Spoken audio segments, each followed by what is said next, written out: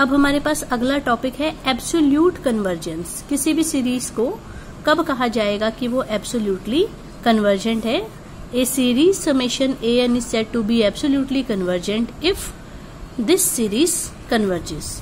किसी भी समेशन ए एन को एब्सोल्यूटली कन्वर्जेंट कब कहा जाएगा? अगर summation mod of A N क्या हो? कन्वर्जेंट। फॉर एग्जाम्पल, मान लो समेशन ए एन हमें ये सीरीज दे रखी है, तो इसमें लिखा है ये एब्सोल्युटली कन्वर्जेंट है क्योंकि जब हम summation mod of A n करते हैं, मोड करेंगे तो सारी टर्म्स में प्लस का साइन आ जाएगा, और ये हमारी है summation 1/p² where p running from 1 to infinity। ठीक है ना, इसको खोलोगे तो यही बनेगा। और ये सीरीज हमारी कन्वर्जेंट है क्योंकि अगर p की पावर 1 से ज्यादा हो तो सीरीज p टेस्ट से कन्वर्जेंट हो जाती थी। तो इसीलिए समेशन ए एन हमारी क्या है? एब्सोल्युटली कन्वर्जेंट, क्योंकि मोड वाली जो सीरीज है वो हमारी क्या बन रही है? कन्वर्जेंट। ऐसे ही ये एक एग्जांपल है समेशन ए एन, ये भी एब्सोल्युटली कन्वर्जेंट है क्योंकि जब हम summation mod of A N करेंगे सब में प्लस का साइन आएगा। This is a GP series, ठीक है, this is an infinite GP series with common ratio 1/2, और कॉमन रेशियो अगर 1 से कम हो, कॉमन रेशियो हमारी -1 से 1 के बीच में है, so therefore this series is also convergent. और summation mod of A N convergent हो तो समेशन ए एन को क्या बोलते हैं? Absolutely convergent. अब ये एक सीरीज है समेशन ए एन, ये एब्सोल्युटली कन्वर्जेंट नहीं है क्योंकि जब हम summation mod of A N करेंगे सारी टर्म्स प्लस में हो गई, और ये हमारी सीरीज बनेगी समेशन 1/n, ठीक है, और इसमें n की पावर 1 है, n running from 1 to infinity। और ये सीरीज कन्वर्जेंट कब होती है? जब ये पावर 1 से ज्यादा हो, लेकिन यहाँ पावर 1 है तो ये सीरीज हमारी क्या है? डाइवर्जेंट। इसका मतलब समेशन ए एन एब्सोल्युटली कन्वर्जेंट नहीं है। अगली डेफिनेशन है कंडीशनल कन्वर्जेंट। किसी भी सीरीज को कंडीशनली कन्वर्जेंट कब कहा जाता है? अगर समेशन ए एन तो कन्वर्जेंट हो लेकिन समेशन ए एन एब्सोल्युटली कन्वर्जेंट ना हो, मतलब कि summation mod of A N is not convergent. Means किसी भी सीरीज को कंडीशनली कन्वर्जेंट कब कहा जाएगा? अगर समेशन ए एन तो कन्वर्जेंट हो लेकिन summation mod of A N convergent ना हो।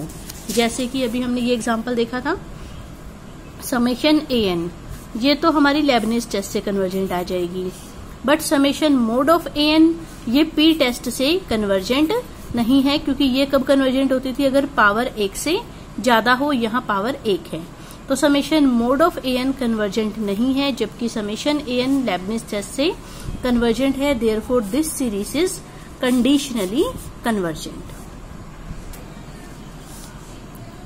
अब हमारे पास थ्योरम है, show that every absolutely convergent series is convergent. अगर कोई सीरीज एब्सोल्युटली कन्वर्जेंट है तो वो पक्का कन्वर्जेंट तो होगी ही होगी।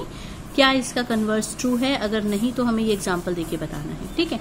तो हमें गिवन है एक सीरीज जो एब्सोल्युटली कन्वर्जेंट है और हमें प्रूफ करना है कि वो कन्वर्जेंट होनी चाहिए। तो हमने कहा let summation A n be absolutely convergent series. Absolutely convergent की डेफिनेशन लगा दी, क्या होती है? Summation mod of A N is convergent. उसके बाद हम ये रिजल्ट लगा रहे हैं Cauchy general principle of convergence. क्या होता था?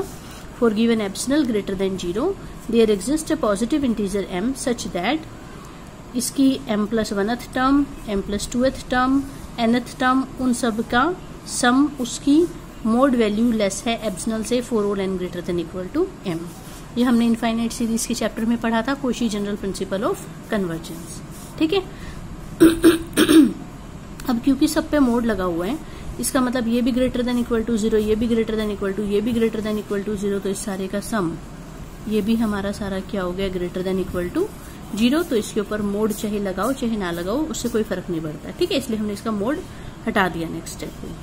अब देखो बाय ट्रायंगल्स इनइक्वालिटी हमें पता है कि इस सारे के सम की मोड वैल्यू जब सब पे मोड अलग अलग करते हैं तो बीच में साइन आ जाता है लेस देन इक्वल टू का, और ये पूरा सम फर्दर किससे लेस था?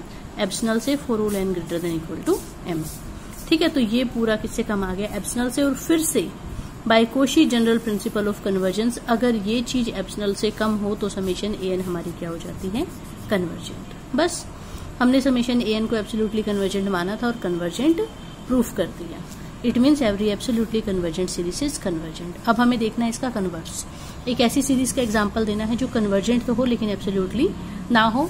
ये हमने की थी, देखो समेशन ए एन कन्वर्जेंट थी लेकिन क्योंकि summation mod of n convergent नहीं थी, इसका मतलब summation A N is not absolutely convergent. ठीक है ना, क्योंकि summation mod of n convergent नहीं है जबकि समेशन ए एन कन्वर्जेंट है। तो ये एक ऐसी सीरीज का एग्जाम्पल है जिसमें समेशन ए एन कन्वर्जेंट है लेकिन समेशन ए एन एब्सोल्युटली कन्वर्जेंट नहीं है क्योंकि summation mod of A N convergent नहीं है। तो ये इसके कन्वर्स में आ जाएगी।